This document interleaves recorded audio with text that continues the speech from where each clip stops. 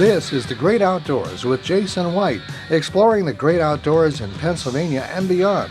Brought to you by the Mariana Outdoorsmen Association and by Wild Acres Farm, Fishery, and Regulated Hunting Grounds. Now, The Great Outdoors with Jason White. Hello friends, I'm Jason White. Welcome to The Great Outdoors. Happy to have you today and have a pretty interesting show lined up. We're going to dive into some proposed policies for the Pennsylvania Farm Bureau regarding damage by game animals and also shooting events, cooperating farmland programs, so on and so forth. I'm going to kind of dive into this. These are not specific by any means laws on the books as of today. These are recommendations, ideas, thoughts to hopefully address problems that exist currently in Pennsylvania. So I wanted to share them with you. Kind of wanted to break down some of these things, look as to why the Farm Bureau does this, and then hopefully this will be an enlightening thing that you understand that potentially if you're not a Pennsylvania Farm Bureau member, hopefully you would consider joining in your county, and we'd love to have you. But first and foremost, I want to give a special thanks to our sponsors, Mariana Outdoorsman Association. You can join today at marianaoutdoors.com.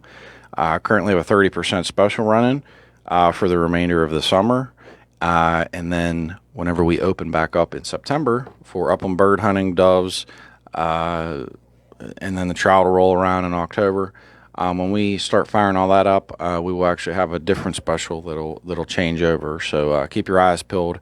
MarianaOutdoors.com. Check us out on Mariana Outdoorsman Association at Facebook, MOA Outdoor Channel on YouTube, and various other platforms, including Spotify and Anchor Radio, if you want to follow up on any of these radio shows / podcasts.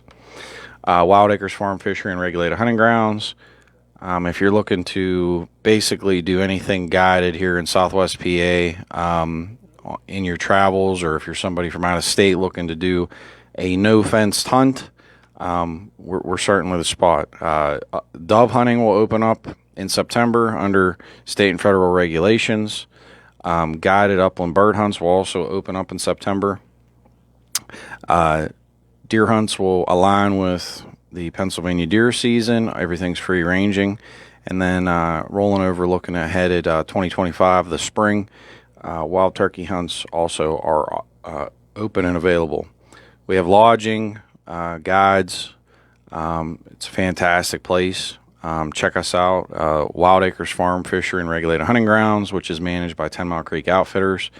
Everything's based out of Wild Acres Farm, but we go to other places that are managed and leased accordingly for the different hunts. So just a mental note there.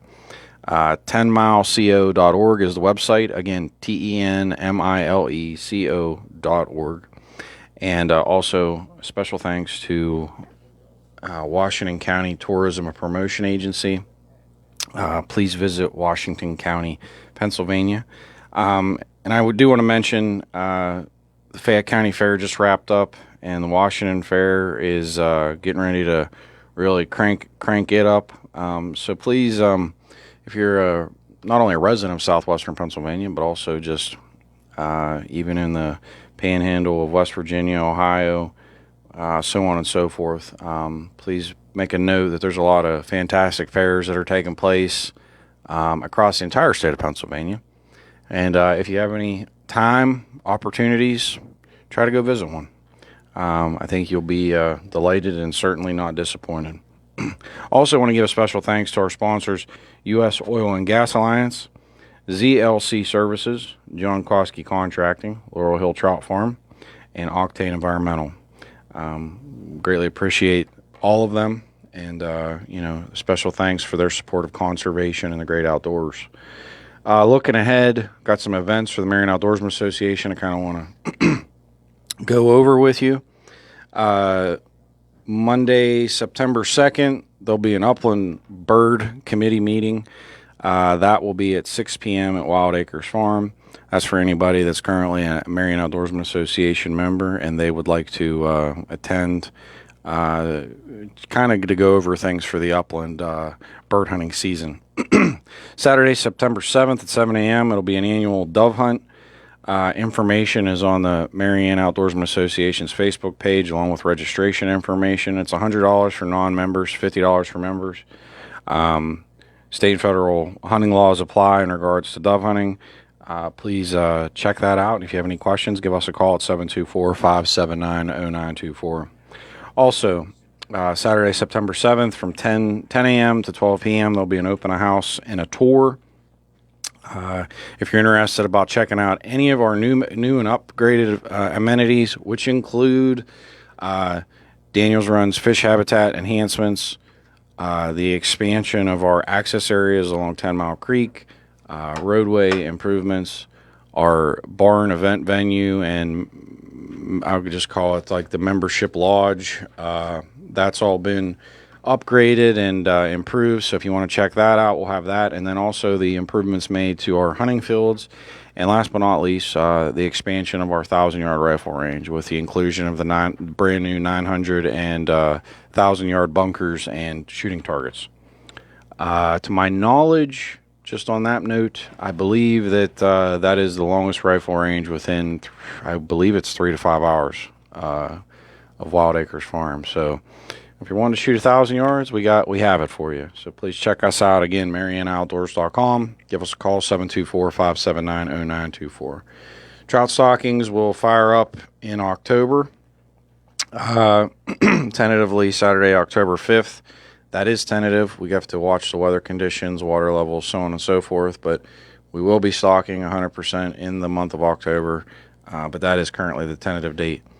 Friday, October 18th, the Fayette County Farm Bureau is going to be hosting a continental pheasant hunt at Wild Acres Farm. The information is actually on Wild Acres Farm Fishery and Regulated Hunting Grounds Facebook page. It's also being co-hosted on the Mariana Outdoorsman Association's page, so please check us out there. Going to be a fantastic event. Really looking forward to it. It's a tremendous fundraiser for the Fayette County Farm Bureau and getting everybody out, enjoying the great outdoors. Saturday, October 19th, the U.S. Oil and Gas Alliance, collaborating with the Mariana Outdoorsman Association, is going to have our Fall Energy and Sportsman's Bash. It'll be located at 19 North, which is located at 19 North, Washington, Pennsylvania. It's roughly about a half a block from the county courthouse and almost catty corner to President's Pub, to give you a little bit of a direction there. December, we'll have our winter fly fishing tournament. It'll be a one-day fun tournament for members to participate. And then looking ahead, we will again, the first Friday and Saturday of May, have our 2-day, actually it's a 2.5-day trout tournament. So I'm really excited about that. That'll run from Friday, Saturday, and then basically midday to Sunday. So really looking forward to all of those different things, but that'll be the second annual PA Trout Classic. I want to dive into some of these policies that I was referring to with the Pennsylvania Farm Bureau. These are things, and for those that do not know, the way that this works, I kind of wanted to give a better idea and understanding. This is one of the things that the Pennsylvania Farm Bureau does from a grassroots perspective. The way it starts out is typically you have a problem, an idea, a solution, so on and so forth to an issue that's ongoing in the state. And typically what happens is for example, I'll give one right now, but it says, we recommend, this is under bird shooting events. It says, we recommend all commercial regulated hunting grounds for game birds be permitted to offer Sunday hunts. Currently, you're not allowed to hunt on Sundays. The thing about it is that commercial regulated hunting grounds are operated with a specific business permit. So it's not your standard hunting license. It's not your standard operation from a typical hunter's perspective on a Sunday. You're still allowed to, there's counter arguments about the fact that, well, not counter arguments, but I would say counter evidence. For example, chucker partridges are allowed to be hunted on Sundays, which are an upland bird. But you can't do that at a business. You're only allowed to do it on your private land. So just some of this stuff lacks common sense. And and basically what comes is the counties themselves have an annual fall meeting. At that meeting or dinner or however they present themselves, basically these thoughts and ideas are presented in writing as policy recommendations. They then, as a county, vote on them. If it passes, through the county, then there's an annual convention. That annual convention, I believe, is in November. Basically, and then what happens is those policies, before it goes to the annual convention, there's kind of like a sub-convention, I guess we'll call it, that's one day where these policies are presented. If it passes through there with each county basically voting, then it goes to the annual convention. And at the annual convention, every policy's gone through at least twice. Amendments can be made and modified to different policies and ideas. At the very end, though, the goal is to have approved policies by the vote, and it's a popular vote of all members that attend the annual meeting. And it's based upon representation by each county. So, counties that have much larger farm bureaus obviously end up getting more of a vote as opposed to the smaller ones. Why this is so important? It's so important because by pushing these ideas from a grassroots perspective, so people acknowledging that something is an issue, and I'm gonna dive into one here that I think is really important, and it's actually about bears of all things. But it paints a picture that we have. I know in the past episodes I've talked a lot about deer, crop damages, so on and so forth. I want to kind of like shift off of the deer and crop damage issue, and I want everybody to just think of wildlife damages and the fact that the Game Commission, basically their purview is to manage wildlife. There's a section under the Farm Bureau policy. It talks about damage by game animals, and it says we recommend, and then it says number one. This is under bears. The Game Commission provide compensation for second and subsequent claims for bear damages to beehives, field crops, and animal losses.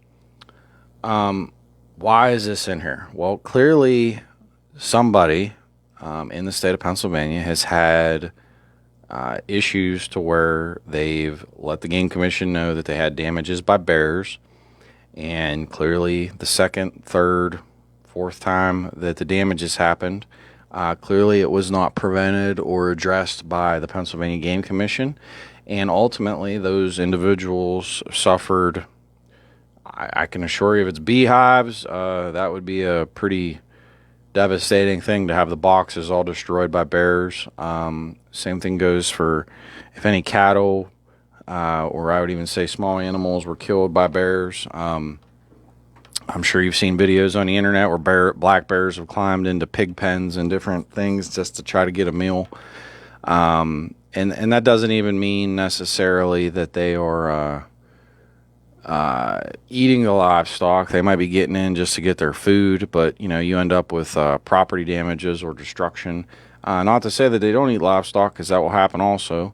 Not to mention, if you're somebody with orchards or that kind of stuff, they're going to come and basically decimate any fruit that you would have. This basically just draws a highlight to the fact that, yes, there are more animals, and somebody somewhere has dealt with this particular issue, and it's clearly had a financial burden on them. Why I think something like this is important, it highlights the issue that, the Game Commission has put together all these different programs, which, again, on my last episode, I was really kind of diving into some of the nitty-gritty about, the different deer programs.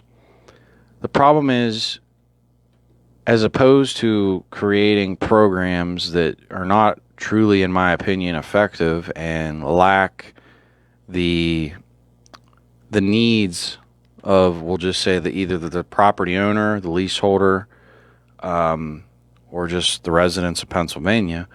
What is more pertinent and important is that the Game Commission have all tools available to address wildlife damages, wildlife needs, so on and so forth.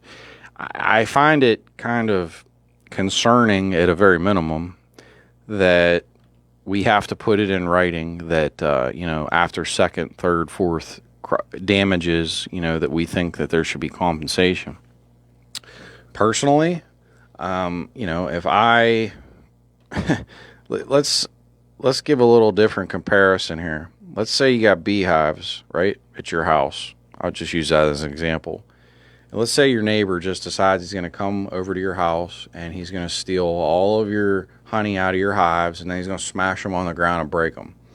Well, you would have total legal authority to pursue legal action, to try to get financially reimbursed, so on and so forth. So there's, potentially legal and judicial punishments. There's also the financial side of it for reimbursement from that person. When you're talking about wildlife and wildlife damages, the wildlife is managed by the Pennsylvania Game Commission. So you have to try to look at this from a similar lens as to, what we're dealing with. I in no way, shape, or form will ever be a proponent of, we just have to shoot everything. That's not the answer. There's a lot of opportunities to where, even like with this bear example, where somebody's having bear damages. Well, hey, maybe there's an opportunity to trap the bear. Maybe there's an opportunity to trap and relocate. There's a lot of places and opportunities for this. But the question you have to ask is even with bears, what is the recommended population density per square mile? What is it also currently?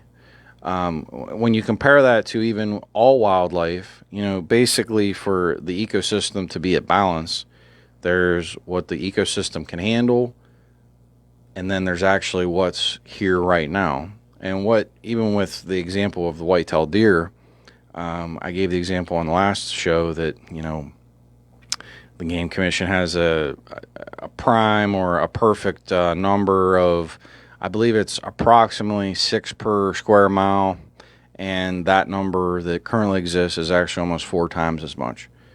If you take that thought and idea and even look at it at other species, and here you're seeing an example of bears, it extremes to the point of, are we managing properly? Are all species being managed properly?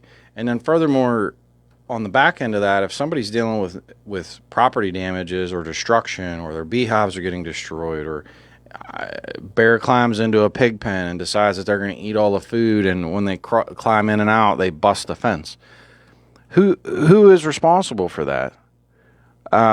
It's an understanding if it happens once, and then the problem becomes or gets addressed with the collaboration of the appropriate people. The problem that I have is that we have to then, as the Farm Bureau, put it in writing that, hey, this is a problem.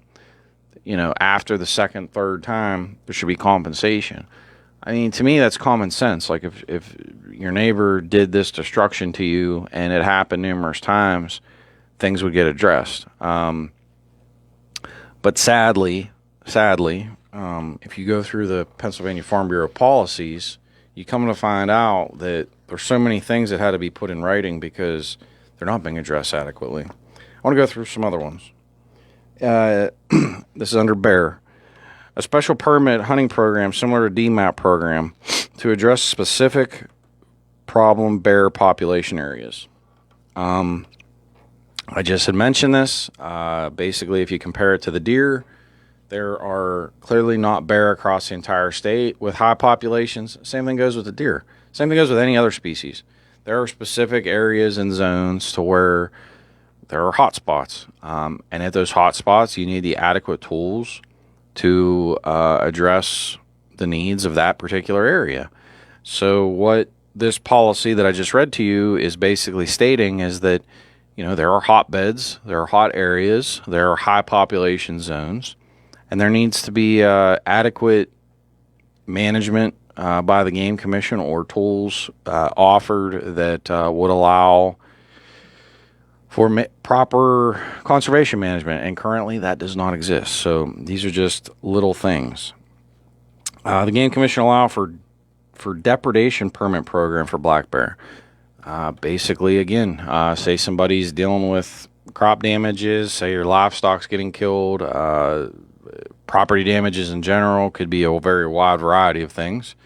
But the three that I just read to you are specifically targeting bear. And the fact that, the people that are dealing with this, it's a shame.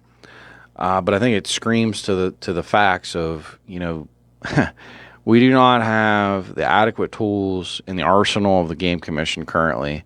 We've created these programs, and these programs are not properly working for deer, let alone other species. And, I think it's kind of a scary thought as to the fact that we find it wrong that somebody would damage somebody else's property, and we agree with the fact that, yes, they should be punished in the court of law, and yes, financial restitution should be had. But when it comes to the management of wildlife, or the lack of management that then causes property damages, we as a society become idle or disconnected because we just think that, I guess, somebody should have to eat that cost, or because it's not affecting them. Well, I can assure everybody, crop damages affects you. This is a supply and demand conversation. So if people have more supply, they're going to have more money.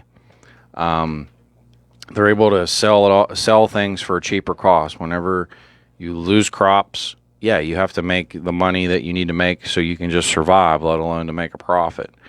And I can tell you, with the example of deer and other wildlife, especially in southwestern Pennsylvania, the drought that we experienced this summer, from basically the middle of May till the middle of July, was so bad. That was such a prime time that water and rain is an absolute necessity. Like right now, if we were to go and have droughts or a drought, it's not the end of the world. It's that 2-month span that I just referenced, from the middle of May to the middle of July, is so critically important, because that is when you're having the germination process. That's when the roots are taking off for all the plants. Also, that is the opportune time that wildlife is going to go ahead and eat some of that stuff. And if they do eat it and there's adequate water, basically, the plants have the opportunity to regenerate themselves and to still keep taking off. This year, though, that did not happen. This year, with such poor rain conditions, a lot of the plants did not have the opportunities to regenerate. So, say, for example, a white-tailed deer comes through and eats a corn stalk. Well, the next time that the deer comes back, it should have regrown, it should have regenerated, but because of the lack of water, it did not happen. So when it comes back the second time and nibbles again, it could potentially kill it. It could potentially extremely stunt it to the point that it's never going to produce an actual crop yield. So these things are just little thoughts and ideas as to why even weather is so critically important. But management of wildlife, especially in a year like this year, it's a game changer, because I've seen literally cornfields this year that I've never seen personally in my lifetime. I'm 37 years old. I've never seen crop damages so extensive, and the drought really magnified or amplified the severity of what a normal crop damage scenario would be. Imagine, I went by a cornfield recently along a PennDOT roadway, and guy has it planted very nicely in like a rectangular shape, kind of like that runs parallel with the roadway. And at each end of the field, there's a woodlot. I'm telling you right now, from the edge of that woodlot going towards the center of the corn on both sides for probably 100 yards, I'm going to guess. Totally destroyed. Like the corn is literally knee high. And then you literally can see it taper up. And then the center of the field, it's more of a, I would say, a natural height, closer to natural height of what it would be. You talk about like evidence of crop damages and what, like, somebody, that particular individual is losing huge amounts of money, huge chunks of ground, to major amounts of crop damage. I know what you're going to ask. Well, what programs is that person in? So on and so forth. I do not know. Do not know. I'm not quantifying or adjusting any particular individual. I'm just simply stating the facts of, you can see the crop damage as clear as day. The glove fits. I mean, it's extremely bad. It should not be that way. People shouldn't have to deal with that. But we are where we are. I feel the fact that we have to acknowledge this, not only, I mean, deer gets a ton of attention. Deer's clearly probably one of, if not the biggest contributor to crop damages in the state of Pennsylvania. These other policies, though, whether you're talking about the damages caused by bears, if you want to go into, there's a policy here by birds. We support legislation that would expand state funding for USDA wildlife services and blackbird and starling damage programs. A lot of blackbirds, starlings, etc. If you're somebody dealing with grain, basically you're going to be collecting that grain probably early fall, I'm going to guess. Basically, the whole idea and concept is it has to dry out, and you want it to be a certain moisture percentage before you harvest it. Problem is, these migratory birds come through in huge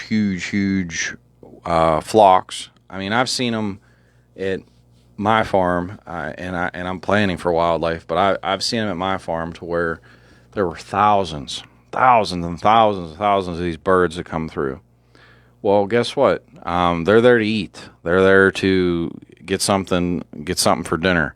And what happens? They'll come through and they will literally destroy an entire field of grain and consume it before you, as a farmer, ever have the opportunity to go and harvest it. So this particular policy that I just read identifies starlings and blackbirds as contributors to crop damage. And also this clearly, makes it known that we need to do better. We need to figure out other ways to address this particular problem. We need to acknowledge that these particular animals contribute to crop damages, which crop damages then directly impact the economy and people's livelihoods. How expensive are groceries? These are things that everybody has to think about. One thing I've noticed, many people do not value or appreciate, and that's not everybody, but I'm just giving my take. People do not value and appreciate where food comes from.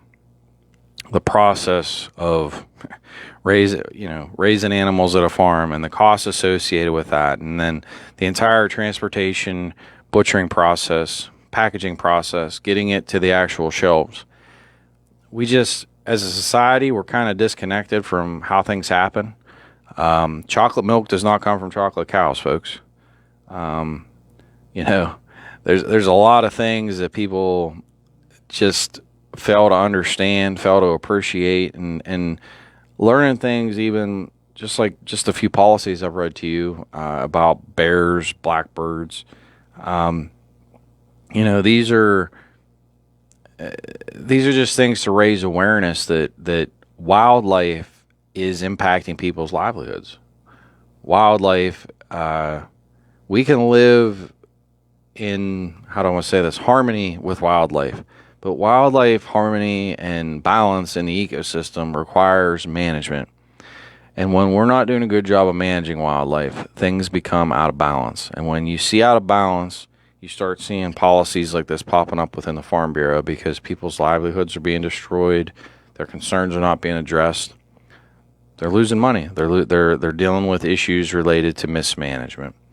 I want to jump into some controversial ones. I'm sure some of these will be a little bit cringy for some people. Some people, you might agree 1,000%, but I'm just going to read them anyways.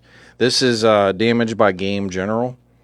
It says the Game Commission be authorized to fund cost sharing for wildlife crop damage control methods other than fencing, such as invisible fencing to contain guardian dogs on cropland and other use of spray deterrents. This is a general policy. It's not geared at any particular species. It's very interesting. Other states have allocated federal funds when it comes to crop damage. Monies that are actually allocated to USDA, and then it's disseminated back to the state for crop damages.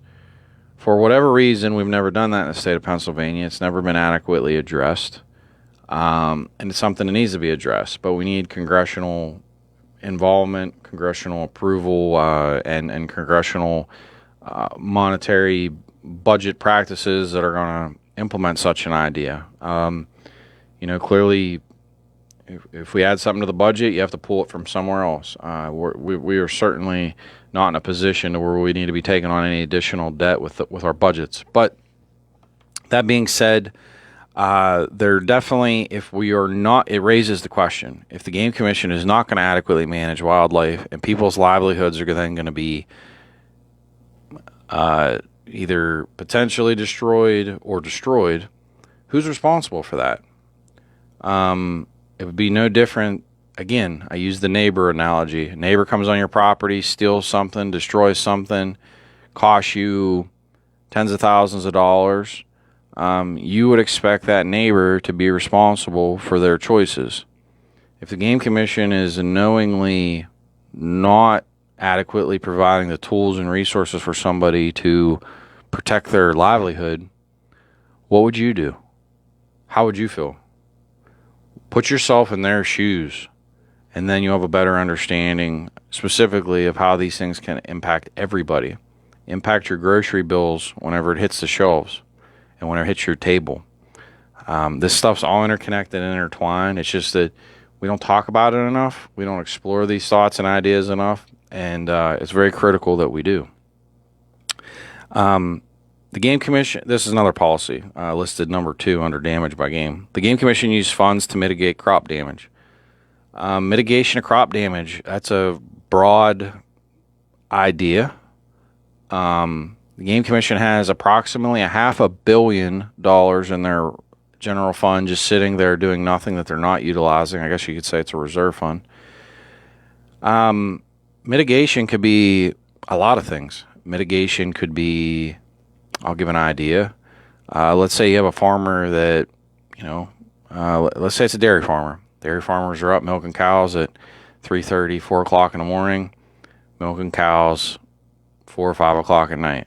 Long days being a dairy farmer. It's completely unrealistic and unreasonable to think that, if a farm has, let's just say, out of control deer. Let me back up. So let's say you have this farmer with issues of deer, and this is where my head goes. Let's say that you have a farm and you just want to be able to harvest lots of deer during deer season. Let's just say that's your targeted goal. Well, first and foremost, I talked about this on the last episode. The DMAP program, it shuts down May 1st. So if you don't apply within a window, you're not going to get the allotted tags. That's number one. Number two, let's say hypothetically that, you don't meet the specific criteria. Let's say you're a dairy farmer and it's just a side job. And let's say the cultivation doesn't meet what you need or whatnot. What I'm trying to get to here is that if you have a problem, you cannot be working your job 12, 14 hours a day, whatever that job may be, whether you're a farmer that's doing it part-time and then you have another job, which a lot of people do. You cannot be expected to have to then put together these deer management plans and to try to come up with like, how am I going to do this? What am I going to do? Like, what do I got? Like, do I got to be out there in the middle of the night shooting deer in the summertime? It's an unreasonable request. It's completely absurd. People have families. People, people with children want to be able to go to their kids' sporting events. They want to be able to enjoy their free time. You don't want to be up all night having to protect your property from wildlife and crop damages because the Game Commission just is not number one, they're not managing the deer in that particular area enough. And number two, when you present the problem, it basically, as of today, the whole problem dumps on your shoulders as the business owner, and it's their mismanagement contributing to your problems. For me, I personally think that the programs are they're a step in the right direction, but they're clearly not what we need. These programs should be easier to get to. You should be able to go to your game warden. You should be able to directly go to your game warden, explain the situation, and you should be able to get tags. I don't care how we want to brand them, what you want to call them. You should be able to get a tag. I don't care what time of the year it is. It doesn't matter. Whether it's in season, out of season. If you're somebody that your livelihood or one of your livelihoods or you can show property damages from wildlife, you should be able to work with them to fix it. And the problem is like, even with this, they're talking about cost sharing to mitigate. The Game Commission isn't mitigating. So like, let's say the Game Commission absolutely knows that, your property has 100 deer and the Game Commission acknowledges that there should only be 15. I'm just being hypothetical. That's a big gap. But, should there be opportunities that somebody, if they call and say, hey, I'm showing all this damage, blah, blah, blah, blah, blah. Is there a program with like a paid shooter program where, for example, somebody comes out and shoots the deer in the middle of the night and takes them to be processed to give into charity? Right now, no, there isn't. That doesn't exist. It's been discussed. It's an idea. It's a thought. But we don't have things like that. We don't have things to where the Game Commission is more involved with the management that they're supposed to be directly involved with. They've created these programs that are not functioning adequately. And again, I go back to, why do these policies exist, or why were these policies ever even brought up? They were brought up because people were dealing with problems, and whether it's the Game Commission or any other agency for that matter, the solutions just have not been resolved.